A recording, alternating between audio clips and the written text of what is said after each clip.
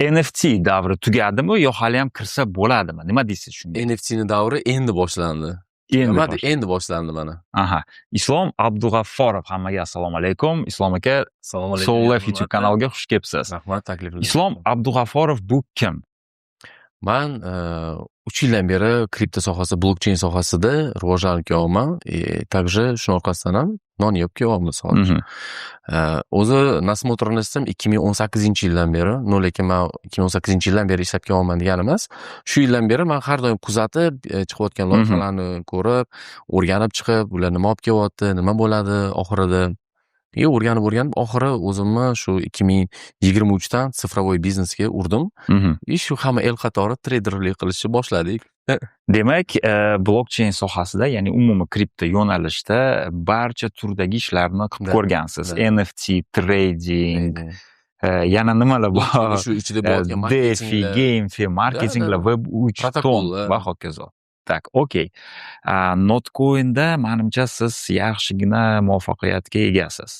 Yo'q, hamsterda. Qaysinda? Miniapps bo'yicha. Hech qaysi birida. Chunki men o'sha paytda o'sha komandalar bilan birgalikda biz marketing orqasidan pul ishlaganmiz. Hammada blogerlar, ko'pchilik masalan yoshlar masalan o'ynayotgan, tapit qilayotganlar hammasi o'ynab mana shu bir-biriga referalga otib, jo'natib pul ishlashgan bo'lsa, masalan ular Notcoin yoki Hamster Combat coinlarni biz o'sha paytda endi shunaqa bo'lib qoldi. O'sha jamiyatga tushib qoldim men. Bu nazar tushib qoldi. Men marketing sotishni boshladim, reklama. U qayerda bo'lgan? Dubaydami yo Toshkentda? Dubayda. Chunki men o'z Dubayga birinchi marta borishim o'zi shu Blockchain Life'ga bordim. O'zi bir haftalik edi borganimni o'zida. Shu bilan qolib ketib qoldim. Sababi kelganimda men уже qarasam community вообще zo'r.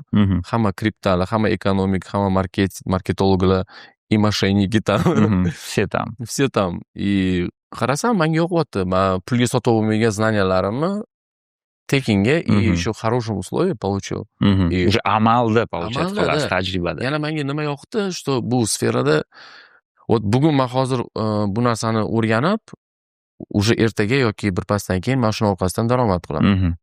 Shunaqa bu kripto blockchain sohasida protsess tez rivojlanadi, bu marketing yordam beradi bu narsaga. Xullas, bu Notcoin, Hamster Combatlar orqasidan men hech qanaqa pul topmaganman, o'ynab yoki referalga tarqatib, lekin biz bular bilan o'sha Hamster Combat ichida masalan reklama kirgizib, reklama sotganmiz, mana shunaqa qilib. Necha pul bo'lgan bitta reklamani joylashtirish blokka? Короче, o'sha paytlarda $3000 boshlandi. Hamster Combatdan. Notcoinlarda 1000, 2000, 5000, 10000 keyin oshib ketib qoldi. Masalan, Hamster Combatning o'zida esimda shu chek bo'lgan, shu $100,000, u meniki emas. Siz eng qimmat necha pulga sotgansiz? $5000 ga. $5000 ga. Menga u reklama $1000 ga tushgan. Ya'ni marjasi 4000 profit. Zo'r. Sababi chunki men ular bilan напрямую kontakt, men siz developersiz, sizniki u proyekt, men siz bilan kontakt. Почти hamma o'sha tapilka proyektlar bilan почти deyarli напрямую bo'lmasa ham через menda bo'lgan связь, что reklama arzonroq narxlarda ola oladi. Hozir Hamster Combat hali ham ishlayapti. Da, ishlayapti. Marketda sal qimirlab turibdi. Lekin qayerga boradi? Qayerga boradi degan savolga menimcha hech kim egasi ham javob bermasa kerak bu narsaga. O'zi perspektivasi bormi demoqchi bo'lganim? Perspektivasi уже qanaqa dalish olib ketishiga bog'liq odam, insofiga bog'liq. Okey, boshqachasiga savol beraman. Mana Miniapps, Telegram Miniapps, ya'ni tapilka o'yinlarida kelajagi bormi yo bu zamondan chiqib ketdi bo'lgan loyiha hisoblanadi? Zamondan chiqib ketib qolmaydi-yu, bu loyiha naborot hozir bitta o'zini ko'rsatib oldi. Masalan, bilasiz Hamster Combat, Notcoin, Major, bilasiz. Bularning ichida eng takoy perspektivniy, foydali ekonomika bo'yicha tokenomikasi hozirgacha ishlab kelayotgani, o'zini ob'yem ushlab turgani, bu Major proyekti bor bitta. O'zimiz o'zbek bolaga tegishli adashmasam bu. Yo'q-a? Da. Eshitmaganman. Sekretniy bola qanaqadir. Yaxshi. Men bilan denagan. U proyektlari bor, uni даже podarkalar chiqqanida marketplace. Mabodo u Telegram Walletda owner emasmi u bola? Yo'q. U owner emas. Uni bilasiz, Telegram Walletda o'zbek bola ishlab chiqargan. Mana hozir rasmiy wallet. Yo'q, tanimayman, o'qiganman, ko'rganman. Shaxsan tanimayman. Короче, o'zi shunaqa mif gaplar yuradi, что Pavel Durov yonida bitta odam, что o'zbek yo'q, bola. unaqa emas. U Pavel Durovga umuman aloqasi yo'q, lekin mana shu kuchukcha Valet, ya'ni ilovani ishlab chiqargan odam u o'zbek bola o'zimizdan. Men sizdan eshityapman. Ui вообще это katta perspektiva. Kim eshitgan bo'lsa, albatta izohda qoldiramiz o'zingiz fikringizni. Okey, javob uchun rahmat. Navbatdagi savolim, 0 dan NFT loyiha ochish hozir qanchaga tushadi? Mana 0 dan daromadgacha olib chiqish katta loyiha qilib. NFT ni o'zini вообще ishlab chiqarish это копейка pul. Qancha? Объемиga qancha? $10, $1, $100. Где-то центов 15-20. 5000 so'm. Balki shunaqadir. Okey. U NFT ni вообще o'zi просто любой bitta rasmni NFT qilishingiz bu o'zi kopeyka pul turadi. No, uni yasadingiz degani, bu degani sizni nimadir paydo bo'lib qoldi yoki siz qanaqadir aktivga ega bo'lib qoldingiz degani emas-da bu. NFT o'zi maqsadli ishlab chiqarilib, maqsadli auditoriyaga sotiladi yoki uni orqasida nimadir marketing turadi.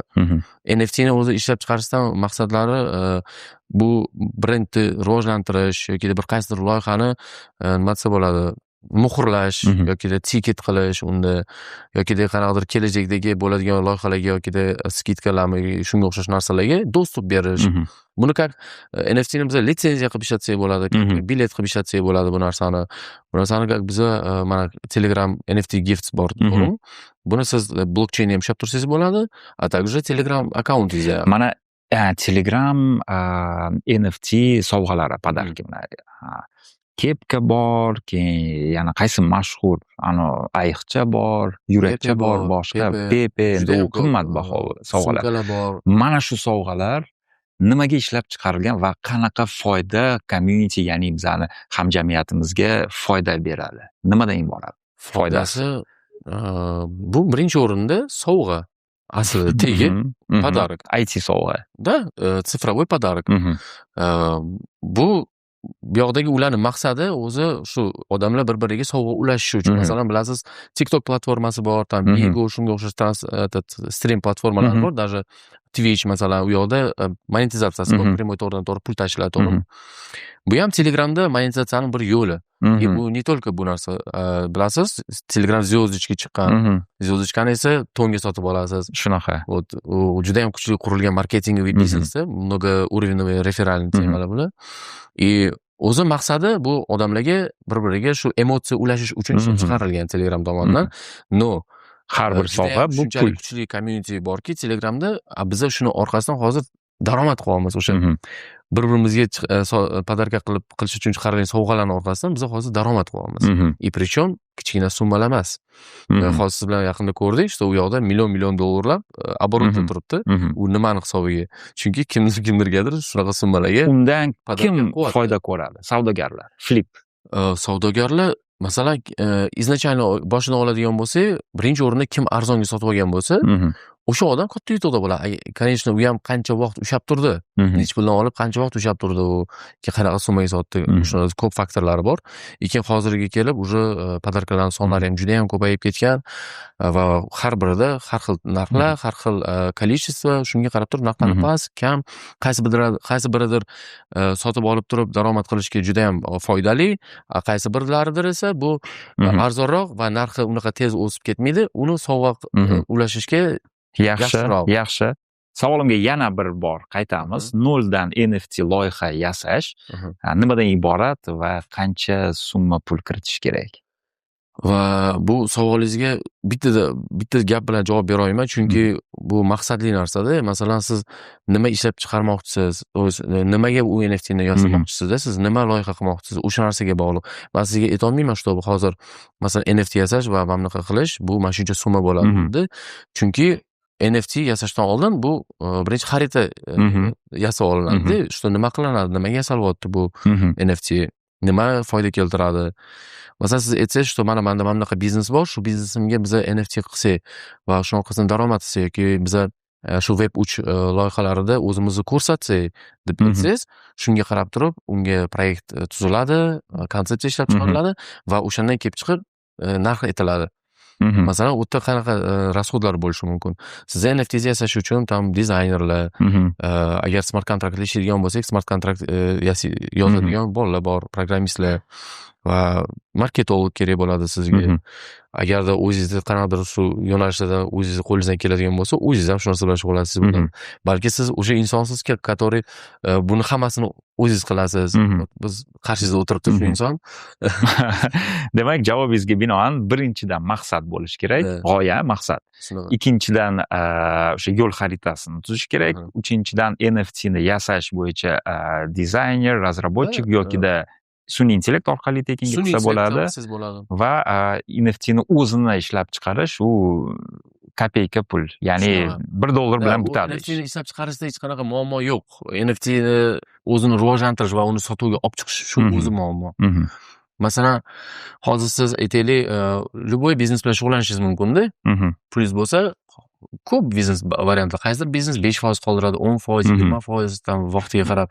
No, опять-таки же, agar uni краткосрочностьga keladigan bo'lsa, vaqtiga, оборот aylanishiga keladigan bo'lsa, marketing ham 100% zo'r ishga tushiraman degan taqdiringizda ham hozir bilyapsiz, что marketing juda ham tez rivojlanib ketdi, hamma sohada rivojlanib ketyapti. И bozor qiyinlashyapti, raqobat kuchli bo'lganda.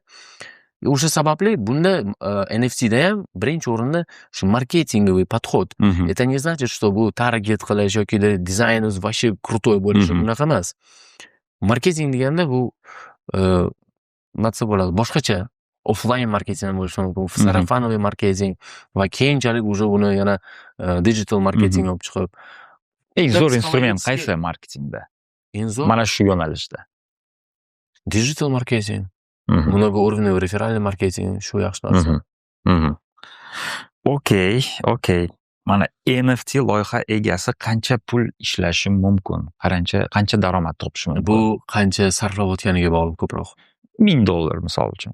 Men bitta primer keltiraman sizga. Faqat buni bizni eshitayotganlar o'ylamasligi kerak, что bu shunaqa narsa 100% qilsa bo'ladi deb. Atak u real bo'lgan voqea. Da. Man где-то $600 расход qilib, где-то 1,5 oylar atrofida $32,000 profit qilganman. $600 dan $32,000, ya'ni qancha x 50 bilay, foizga ham ko'paytirib qo'yish kerak 50x ga. Просто uni 1,5 oyda bo'lgan. Mana bugun agar men proyektni zapus qilgan bo'lsam, продажasi bilan shug'ullanishni boshlagan bo'lsam, продажа menda 20 kundan keyin первый продажа было и ikkinchisi ertasi kuni bo'lgan. No, cheklar menda, конечно, katta bo'lganda, u qimmat NFTlar yasaganman. И sotganman uni. И u yoqda men u ishni nimaga qilganman? Chunki og'ir vaziyatga tushib qolganman, pul ishlashim kerak. Ammo o'rgandim NFT yasashni, NFT продвигать qilishni, вообще bu sohani o'rganib bilaman va shu o'rgangan narsam orqasidan pul ishlab ko'rdim. И menda o'xshadi. Zo'r. И undan keyin yana ham qildik. No, hozirga kelib endi unaqa hype o'tib bo'lgan. Hype o'tib bo'lgan o'sha NFT davri. Yo'q, o'tib bo'lmagan. Просто u paytda men bilasizmi, 24 soat shu narsa, уже bitta narsada zatsiklyatsiya qilib qo'ygan edim. Masalan, men xohlayman, чтобы hamma vaqtimni men shu ishimga, proyektimga qaratib qo'yishni. Men o'zi bu sohani tanlaganimning sababi o'zimga ko'proq vaqt ketkazish uchun men mana shu Web3, kripto, sifroviy biznesni tanlaganman-da. O'zim hayotimga, o'zim oilamga, erkinlik bo'lish, erkinlik bo'lish uchun mana shu sohani tanlaganman. Men boshqa sababi yo'q, to'g'risi. Oson pul topish uchun yoki ko'p pulim bo'lishi uchun emas. Men o'zimga, o'zimning vaqtimni o'zim kontrol qila olishim uchun men bu sohani tanlaganman. Lekin bu sohada ko'pchilik aytadi, что oson pul topish deydi-yu. Oson pul topish hech qaysi sohada bo'lmaydi, menimcha. U traderda ham, boshqa sohada ham. Agar любой bitta fiziki sohani mani soham bilan tenglashtiradigan bo'lsangiz, mani soham qiyin bo'lib chiqib keladi. Chunki unda mutaxassislar menimcha o'ta kam. Kam nima bo'ladi? Fiziki ishlaydigan odam misol uchun 6-8 soat ishlaydi-da, mehnat qiladi, bu badan tarbiya. Bizda shunaqa. Nima, uyqusizlik, stress, psixologический shunga o'xshash narsalar, часто stressga tushib qolasiz, o'ylar, masalan, ko'p o'ylanasiz-da, qanaqa qilsamikin, nima qilsamikin, nimadan boshlasamkin. Hozirgi kunida mana shu yo'nalishda Web3, NFT va hokazo yo'nalishda Misol uchun loyihani ishlab chiqarmoqchi bo'lsak, qaysi tarmoqdan foydalanish kerak? Ya'ni mana ton bor, Solana bor, boshqa Ethereum. Ko'p blokcheynlar. Qaysini tanlash kerak? Men aytolmayman kimgadir что siz mana buni tanlang deb. Men lekin o'zim ton communitydaman. Ton bilan ishlayman, sababi komissiyalari arzon, bu Telegram bilan integratsiya qilingan. Русскоязычный community esa boy. Bu bilasiz 2022-yil bir chiqib, keyin ozgina to'xtab turib yana otilgan loyiha bu ton. Bu vaqti ichida ko'rsatilgan rezultatlari va bo'lgan оборотlarni agar hisobga oladigan bo'lsak, hozirga kelib chiqqan loyihalarni agar hisobga olsak, bu hozir biza borib buni juda ham ko'klarga ko'tarib, boshimizni ko'tarib yurishga arziydigan loyiha bo'lganda. Chunki juda ham aqlli insonlar o'tiribdi ichida. Chet ellarda misol uchun o'tirib ishlashadi. Hamma har xil davlatlarda o'tirib bu loyihani boshqarishyapti-da. Men o'sha uchun endi biz o'zimizda agar mendan so'rashsa, o'zimizni bozorda SNG bo'yicha men ton blokcheynni tavsiya qilaman, NFT yaratib. Ammo tonni narx-navosi hozir, menimcha adashmayotgan bo'lsam, 2021-davrga tushgan hozir narx-navosi $1.30 bo'lsa. Shunaqa. Ammo 2023-24-yilda $7 chiqib ketgan edi. $8 chiqishi ozgina bir 20 sent qanchadir shu summani atrofida. Hozir nimaga 1.3? Uni bilamiz, ommaviy hozir qizil savdoga tushgan, qizil bozor. Ya'ni kelajakda qanaqa muvaffaqiyati bor? Har bitta monetani o'ziga yarasha sababi bor. Aytolmaymiz, что bu hozir dunyodagi bo'layotgan hodisalarning orqasidan shunaqa narsa bo'lib kelib chiqyapti, pullar yechilgan, что hozir qiziqishlar kamaygandi. Unda emas. Tonga keladigan bo'lsak, bunda hozir yana tonni hammasi razlok bo'lmaganda, monetalar hammasi yana ishga tushirilmagan. O'sha davr kelgan, yana monetalarni zapus qilishga, bilasiz, monetalar zapus bo'lgandan keyin narx hammasi pastga tushadi. Keyin buni ichida investorlar, misol uchun million dollar kiritgan investorlar, bular 30 ta 50 ta mana shunaqa odamlar yig'ilib olishgan. Bular marketda hozir bunday qarasak, boshqaryapti desak ham bo'ladi. Bularning ortidan keyin уже ular loyihalarga pul tikishganda, hozir loyihaga ham 200 ming, 500 ming, $1 million. U loyihalar hozir marketda o'ynatib va shu qanaqa harakat bo'layotgan bo'lsa, o'sha harakatlarni ko'rsatib berib turibdi marketing orqali. Bu hozirgi holati tonni zo'r, yaxshi. Tonni hozir ham davolyman, что hozir bu $1.5 albatta $600 dan 26 ming qilib недоволен bo'lasizmi? Yo'q, haqqim ham yo'q. Chunki bu loyiha Telegram, bu ton. Xo'p, ton loyiha bo'yicha hozir qaysi eng mashhur, qaysi eng pulli loyihalar hisoblanadi sizni hisobingiz bo'yicha, sizni fikringiz bo'yicha? NFT bo'yicha aytaylikmi yoki umuman loyiha bo'yicha? Xohlaganda shu umuman loyiha, tondagi loyihalar. Xo'p, endi po biznesu tam sal masshtabniroq, kattaroq summa bilan olib qaraydigan bo'lsak, hozir misol uchun yaqinda Kokon degan AI instrument ishga tushirishdi. O'sha instrumentda AI yasab berish, AI loyihalar yasab sotish yoki AI loyiha ishga o'zingiz ham ishlatib ko'rganmisiz Kokonni? Kokonni yo'q. Lekin xohlama hozir bitta odamni bu narsaga o'rgatib, anaqa ekspert qilib, o'zim boshida turib, keyin loyiha qilish niyat bor. Chunki men ideologman-da. Men anaqa emasman, koder emasman. Men ideologman, bilaman bu bozor ichida nima qilish kerak, nima qilsak, u profitable bo'ladi. Kokon birinchisi. Kokonni minus qilish. Buni ham eshitdingiz-a, adashmasam? Eshitdim. Ya'ni bu sun'iy intellektdagi bo'layotgan operatsiyalarni yechimini yechib berib turib, pul ishlash ton kriptovalyutasida. Bu juda ham bold shunaqa. Yana mining davri qaytadi. Да, смачный biznes, так как масло-da. Kriptovalyutani mining qilmayapsiz-da, siz reально foydali tranzaksiyalarni mana shu искусственный интеллектni yechimlarini yechib berib turib, siz haqingiz olyapsiz-da. Это уже что-то серьезное narsa-da. Biznes bu даже международный и государственный институциональный уровень olib qaragan bo'lsa, полезный narsa. Mana shunga masalan video kartalar masalan olib, tam sentrlar qurib turib, buni pользовательlarga sharing qilsangiz, o'sha orqasidan ton orqali rag'batlantirilasiz. Ton bilasiz, что hozir qancha bunga o'xshagan loyihalar ko'paygan sari, narxi ham oshib boradi. Tonda bu kuniga esa 1 yil oldinga qaytadigan bo'lsak, bir kunda 20, 30, 15-20% ko'tarilib tushishi bu oddiy hol bo'lganda, futuresdagilar ila spotda ishlaydiganlar juda ham zo'r pul ishlardi. Men lekin tonda o'zim ko'p futures ishlamaganman. Men chunki ko'proq kapitalizatsiyasi katta monetalarda futures qilganimda ham shu Bitcoin, Ethereum. Всё. Solana'da так inogda kirardim. Ну, основном Bitcoin, Ethereum'da futures qilganman. Ton esa bu просто investitsiya qilib qo'yib, вот 1 yil, 6 oy такой strategический ishlasa bo'ladigan proyekt. Shunaqa. Keyin o'sha nima biznes qilsa bo'ladi deganingizga, bu endi kattaroq narsalar aytdimda. A также mini applicationlar там marketingoviy anaqa такой ideya qilib turib, o'yinlar yasasa bo'ladi. O'yinlar yasab odamlarga образовательный nimanidir o'rgatadigan yoki tarix o'rgatadiganman. Shu davlatimizdagi bo'layotgan Bu qiziq emas-ku. Nega qiziq emas? Hop, unda amalda qaysini bilasiz? Что mana образовательный yoki tarixda aytib beradigan mini applar foydalanuvchilari soni 100 ming yoki 1 million masalan. Qaysi? Men ko'rmaganman. Hamsini ko'rganman 60 millionlik userlari. Notcoin 10 millionlik user. Bor mana qanday sababi buni hozir qaytib bunaqa narsaga chiqmasligi ham mumkin. Endi bunaqa narsaga, bunaqa darajaga chiqish juda qimmatga tushishi ham mumkin. Mumkin emas. Shunaqa bo'ladi. Chunki bu bolalar Notcoin qilgan bolalar boshida birinchi qilishdi-da, shuning uchun biz hammamiz, biz o'zimiz ham kirib ko'rganmiz. Masalan, men o'sha referalkasining orqasidan pul topmadim deganim o'zida 1000 ta odam menda orqamda bo'lgan. Bu это считается, что men ishlamaganman. Chunki просто meni community'm o'zi men orqali kirib qo'ygan. Men lekin bu narsa kiringlar o'ynanglar demaganman. 700 mingta referalim bo'lgan Notcoin'da. 700 mingta. Это серьезно, это реально серьезно. Да, O'zbekistonda номер 1. Gap yo'q. Sarvar aka emas, siz bo'lgansiz. U mendan keyin kelgan 3-chi men Farid taklif qildi, Farid Sarvar taklif qildi. O'sha zo'r. U yengil o'sha birinchi qilganligi uchun ularda shunaqa millionovoy bo'ldi-da. Endi hozir qilaman siz. Ular oldin maqsadli ham qilishmadi-da, просто вот как раз hype'ga kirib qoldi, bosishdi bo'ldi-da. Reklamaga ham pul tiqishdi, hamma yoq qilishdi.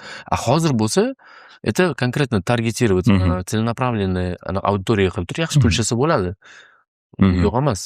Qilsa bo'ladigan. Monetizatsiya oson bu, yozishga, tam NFT ishga. Nega barcha kriptam, ya'ni loyihani starter ownerlari, loyihani ishlab chiqaradigan bolalar Dubayda как markazday qilishdi. Ya'ni Web3 va blockchain hamjamiyati markazi Dubay aylanib qolgan. Chunki Dubay вообще dunyo bo'yicha ekonomический markazda endi bilasiz, blockchain life deysizmi yoki boshqa prezentatsiyalar, nima prezentatsiya bo'lsa, международный kompaniya proyektlar bo'lsa, производство bo'lsin, nima bo'lsa ham ular Dubayda qilishadi. Sababi investorlar ko'p. Bilasiz, u yerda yashash tarzi ham daraja уровень высокий, civilizованный joy. Ular shunaqa sharoit qilib qo'yishgan, что bizga o'xshagan smart shu yo'nalishda mana shunaqa IT biznes yoki virtual bizneslarda va fizический bizneslardagilar ham o'sha yerda yashashadi. Sababi komfort. Mahalliylikchilik degan narsa yo'q. U yerda tizim bor. Tizim o'sha ular o'zlari o'rnatgan tizim ishlaydi shunaqa. Hayotingiz ham o'zingiz qanaqa tizim qilgan bo'lsangiz shunaqa yashaysiz. Sizda hech narsa bo'linib ketib qolib, rejalaringiz buzilib ketib qolmaydi. Qanaqa hodisa bo'lgan taqdirda ham o'sha hodisalarga komfort bor. Va sizni qancha summangiz bo'lsa ham, o'sha o'zingiz summangizga ham yashab keta olasiz. Shunaqa joy yaratilganda, workingda u yerda. Hamma nimaga o'tga yig'ilib qolishdi? Sababi yana bitta mana shu blockchain life'ga o'xshagan narsalarni ular investitsiya kiritishdi, bu arablar. Bizada bo'lsin, bizga kelib turib hal qilishdi. Nima deb o'ylaysiz, O'zbekistonda 2026-yilda mana yashab turib, qay darajaga rivojlangan mana shu blockchain, kripto yo'nalish, umuman savdo, aksiya, fond bozor, boshqa qanaqa darajada rivojlangan demoqchi? Shunaqa. Endi men aksiya bozorlarni polностью umuman bu endi zamonaviy professiya hisoblanadi. O'rta Osiyo bo'yicha zo'r ketyapmiz deb hisoblayman. Qozoqlar hozir ular ham yaxshi zo'r rivojlangan, но если masshtabnisi bo'yicha oladigan bo'lsak, bizning sonimiz ham ko'p. Toshkent hozir IT markaziga aylangan. Toshkent Dubayday bo'la oladimi? Nima deb o'ylaysiz? Zo'r bo'la oladi. Dubaydan zo'r bo'lib olish uchun nima qilishimiz kerak? Biz rivojlanishimiz qanaqa kerak. qadamlar bo'lishi kerak? Biz rivojlanishimiz kerak. Hamjamiyat. Aholi rivojlanishi kerak. Shahar ayniqsa. Nima orqali rivojlanadi? Til bilish kerak. Konferensiya ozgina narsa bo'ladi. Zamon bilan hamnafas bo'lib turish kerak-da. Shahar masalan sentr bo'lgani bilan masalan shaharda odamlar hozirgi zamon bilan hamnafas bo'lib yashamayotgan kolичествоsi ham juda ham ko'p. Hozir bilishmaydi, shunaqa narsalar borki, ularga aytsangiz, hamnafas deganingizda nimani nazarda tutasiz? Hamnafas deganda Tesla haydab yurish, iPhone 16 Pro Max. Hamnafas deganda hozirgi masalan bugun qanaqadir yangilik chiqdi, bugun qanaqadir yangi bir yo'nalish kelib chiqdi-da. U narsani qabul qilish va o'zini hayotida bir test qilib ko'rish, bu narsani keyin masshtabimiz bo'yicha bir fikrlab o'ylab ko'rish va bu narsani keyinchalik o'zini shu повседневный hayotida ishlatish. Masalan, qaysi yangi narsa? Mana oxirgi siz ishlatib ko'rgan. Buni orqaga qaytamiz, bir eski boshlangan narsa apatasi haqida-da, oldin nalichka ishlatganmiz. Oho, вообще 20 yil oldin. 20 yil oldin. Keyin plastik o'tdik. Это тоже цивилизованность-da. Keyin sekin uni naqd qilish uchun apparatlar, QR kod. Keyin sekin dastavka temalari mana bu narsani ishlatayotganlar bor, ishlatmayotganlar bor. Ishlatmayotgan insonlarda ham возможности bor ishlatishga. Lekin ishlatmayapti, sababi qunt qilmayapti-da. Shu narsani men yuklab olib turib, undan ro'yxatdan o'tib, muammo nimada? Muammo dangasalik, til bilmaslikda, masalan, oddiy elementarniy narsalarda platformalardan registratsiya o'tish uchun odamlar pul to'laydi. Men o'zim ichida shu ish qilgan insonman bir paytlar. Вот реально вот образование yo'q-da, qo'limda instrument yo'q ishlashga-da. Вот men ko'raman, что bu inson Binancedan ro'yxatdan o'tdi. Men unga shu Binancedan ro'yxatdan o'tib, spot qanaqa ishlashini, futures qanaqa ishlashini va P2P'da qanaqa qilib olib $100 evaziga o'rgatib beraman. Вот ko'rish olmaysiz, bilan mana yarim soat, 1 soat vaqtim ketadi, $100 olganman shu narsa. Qancha bu sotishga arziydigan narsa emas. Google'da hammasi bor, hammasi доступный. Вот rivojlanmayotganligini sababi dangasalik, shu ilm olmaslik, mana shu narsalarda. Zamon bilan hamnafas bo'lib yashamayotganligini yana. Xo'p, Islom, aytingchi, mana eng ko'p ishlagan summani 700-600 dan 1,5 oy ichida 36 ming. Endi bunga qarama-qarshi savol, bir kun yoki bir soat yoki bir oyda eng ko'p yo'qotgan summangiz qanchadan iborat bo'lgan? To'g'risini aytsam, hayotimda juda bu sohada ko'p pul yo'qotmaganman. Qisman bo'lib yo'qolgan. Bu futuresda faqat yo'qotganman. Men hech qaysi biznesimni, qilgan ishlarimni, NFT proyekt bo'lsin, boshqa narsalarda men katta pul yutqazmaganman. Katta summalar bilan ham ishlamaganman. Men faqat marketing qilib ishlaganman. Bu marketing nima narsa? G'oya qilib va uni rivojlantirish va sotish. Futuresda ham menimcha yo'qotgan bo'lsam 1 yilda 15 ming, 20 ming dollarni yo'qotgan bo'lsam kerak. Chidamli. Menda lekin plusdaman men futures bo'yicha ham. Investitsiyamda. Yo'qotishga keladigan bo'lsak, bir sutkada eng ko'p yo'qotgan summam $3,000. Eng ko'p yo'qotgan summam bu Trump. Milanda chiqqanida. Qachon kirdi? Milanadami yo Trumpdami? Trumpda kirdimda, men o'sha paytda как раз memlar bilan savdo qilib yurdim-da, prям boshida kirganlardanman-da, gazet nechi puldan? 14, zo'r. $14 boshida emas. Chunki narx juda tez ko'tarilganda. $3-4 bilan savdoga tushdi. $3 bilan tushdi. Men adashmasam qancha bilan kirdim? 12 yo 13-14 men kuzatib turdim-da, ataylab men o'yladim, informatsiya naskолько достоверныйligini изучать qildim. Men xo'j Trump o'zini Twitter sahifasida объявить qilgan taqdirda ham men ozgina kutdim-da, kuzatdim men uni qanaqa ishlayapti.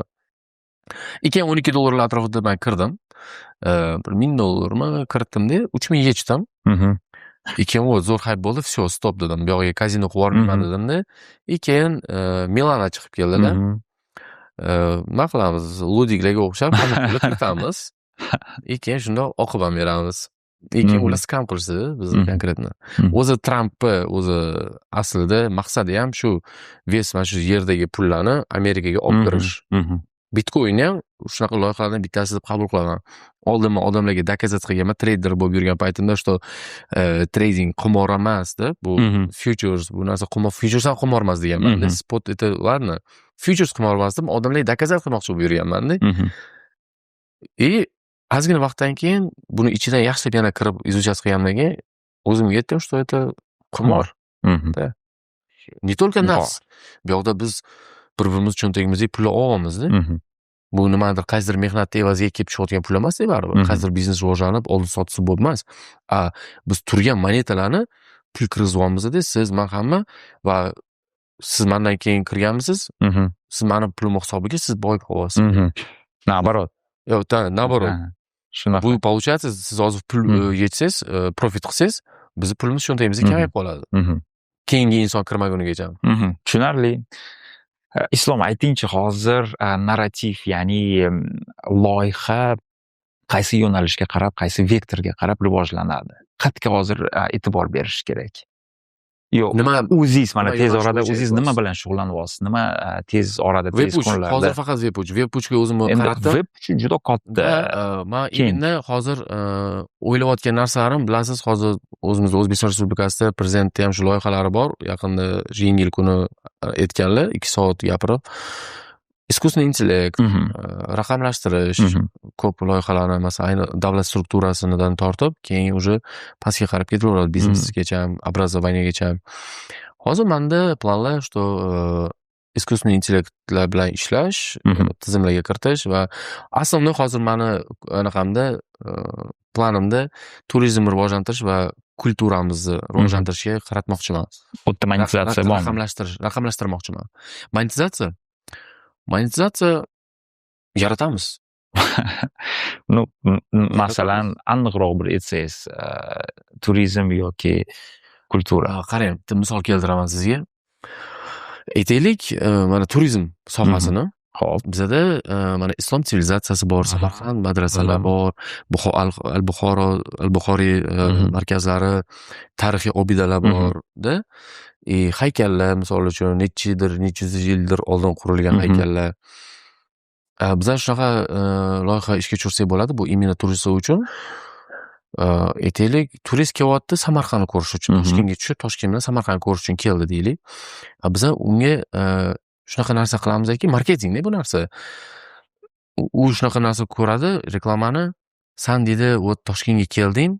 Toshkentga kelganida u bitta NFTni qabul qilib oladi. Misol uchun, qayergadir kirganida unga pодарок deyiladi, что подключиться qildingiz deydi. U uni olganida unga оповещение keladi, что san endi Samarqandga borganingda, mana bu joy vizit qilsang, san o'sha yerda mana bu artefaktni olasan, короче. O'sha artefakt это NFT. Uni olgandan keyin esa san deydi, yana bor mana bu shaharga borsang, misol uchun, u yerda mana bunaqa narsalar. Ya'ni kolleksiya bo'ladi. San mana bu bunaqa olsang bo'ladi. O'sha NFTning tagida o'sha informatsiyalar u haqida ma'lumotlar berib o'tilgan bo'ladi va u ma'lumotlarni olgandan keyin odam samasa bo'y borib u narsani ko'zi bilan ko'rgisi keladi, to'g'rimi? Ko'zi bilan ko'rib o'sha narsani, tipo mana NFT'm borib realni tarixini ozgina unga nima deydi, qiziqarli qilib kiritib bersangiz, u o'sha davr tarixini intriga bilan kiritib bera olasiz. Ya'ni turizmga siz umuman mutlaqo boshqacha auditoriyani jalb qilish, chunki shu NFT orqasidan, web orqasidan keladigan yangi auditoriya, u boshqacha auditoriya, boshqa auditoriya. Putешественникlar juda ham ko'p. Siz ham mana misol uchun yaxshi ko'ramiz putешествияni. Sababi svobodniy vaqtimiz ko'proq. Biz qayerdadir bog'lanib qolgan inson emasmiz. O'sha uchun tagida 0.1 bitcoin bor. Shuning uchun bu soha web 3 dagilarni olib kirishga. Kripto sohasidagi ular kim ular? Web 3 kriptodagi odamlar. Puli bor odamlar. Kelinglar, assalomu alaykum, kutib olamiz. Mana bizni Toshkent, Samarqand, mana o'sha Reelsga ketadigan video Xorazm, kelinglar. Itok aytmoqchi, oxirigacha yetkazmadim. Xullas, ularga shu bitta zadaniya beramiz. 5 ta городni посещать qiladida, 5 ta artefakt olganidan keyin, misol uchun qaysidir muzeyimiz yoki qaysidir bir kirish dostupi sal qiyinroq bo'lgan, qanday narsani biz ularga aniq qilib beramiz. Nima deydi, bir bitta odamni prikrepit qilib berib, uni aylantirib chiqishmi, tekinga kirish, shaxsiy gid bilan tekinga kirishmi, shunaqa narsa qilib bersak, nega yo'q? Bu nima ma'no beradi? Bu yoqda biz turizmni jalb qilyapmiz, u turist aylanadi, samasa bu bizda pul ishlatadi, ko'radi bizda nimalar bo'lyapti. Yana bitta bu yaxshi tomoni, kelgan turist Yevropadanmi yoki bu uzoqroq joydan keladimi, ko'radi, что O'zbekistonda NFT, Web3, kripto bu sferalar, ya'ni texnologiya rivojlangan. Bu turizmda va kulturasida уже bor bu narsalar deyilyapti-da. Bu уже okey, zo'r, javobingiz uchun rahmat. Podkastimizda so'nggi partga o'tamiz, so'nggi navbatga o'tamiz. Blitz, qisqa javob, qisqa savol, qisqa javob. Tayyormisiz? NFT yoki trading? Men uchun NFT. NFT. Solana yoki Ethereum. Ethereum. Ethereum yoki Bitcoin. Ethereum. Toshkent yoki Samarqand. Toshkent, Samarqand. Toshkent. Toshkent yoki Dubay. Toshkent. Okey. Loyiha qilish yoki investitsiya qilish. Loyiha qilish. Tak, bir market yoki bull market. Tushunmadim. Ayiq bozor yoki buqa bozor. Buqa bozor. Buqa bozor faqat oldiga. Конечно. Kripto yoki dollar. Unisi ham emas, bunisi ham emas, so'm. So'm. So'm yoki tilla. Tilla. NFT o'ldimi yoki yo'qmi? Yo'q, albatta. Boshlandi. NFT boshlandi. O'zbekistonda NFT dan pul ishlash mumkinmi? Albatta. Hozir qolgan staldan ishlashingiz mumkin. Hozir eng zo'r blokcheyn qaysi? Men uchun ton божественный, juda ham zo'r. Qayerda ko'proq pul bor? NFT trading yoki Web3 o'yinlarida? Masshtabimiz fakt bilan oladigan bo'lsak, конечно, trading emas va monetalarning ichida ko'proq pul yotibdi-da. Kriptoga kirish uchun kredit olish mumkinmi, kerakmi? Yo'q. Qancha vaqtda pul ishlash boshlasa bo'ladi?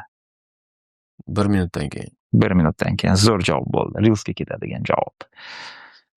Va so'nggi savolim, osh yoki somsa? Osh bilan somsa birdaniga yeyish. Qahva yoki choy? Choy. Cola yoki Pepsi? Cola. Mercedes yoki BMW? BMW yoki BYD? BMW yoki qora Malibu? BMW. Podkast uchun rahmat. Sog' bo'ling. Sizga ham kattakon rahmat.